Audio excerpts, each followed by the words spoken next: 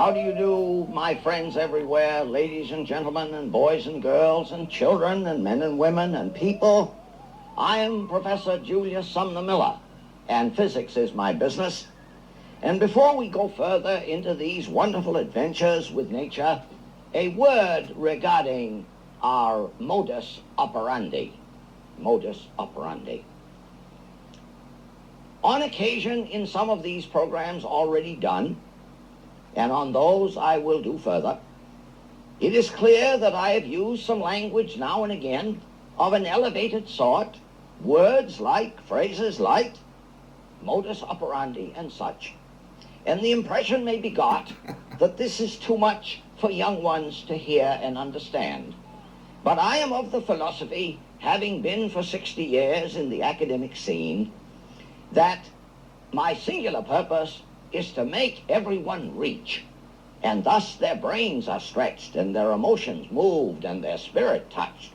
So, these things that I have done and we are now doing should have virtue for the youngest and the oldest. As I am given to say, the stuff we do here and we talk about is good for ages 3 to 93, or 2 to 92, or 4 to 94. Indeed, 1-year-olds could enjoy what we are doing. So let's do some more of it. Here I have, on strings, some little wads of paper, and I am going to grasp them with my fingers. And I say they are now electrostatically neutral.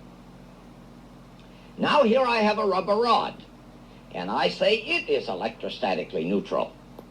About this you can explore things with your teacher.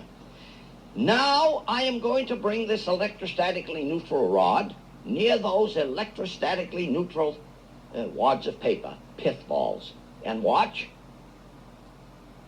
Not much, indeed nothing happens. And nothing happening is very important. It's like in Sherlock Holmes, the dog which did not bark in the night.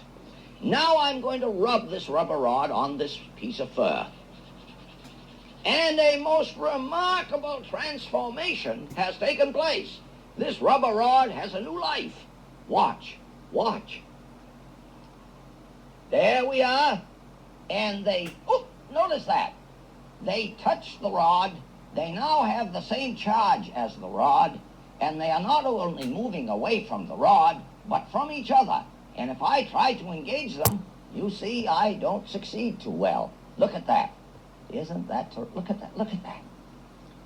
And so we introduce here some phenomena in electrostatics.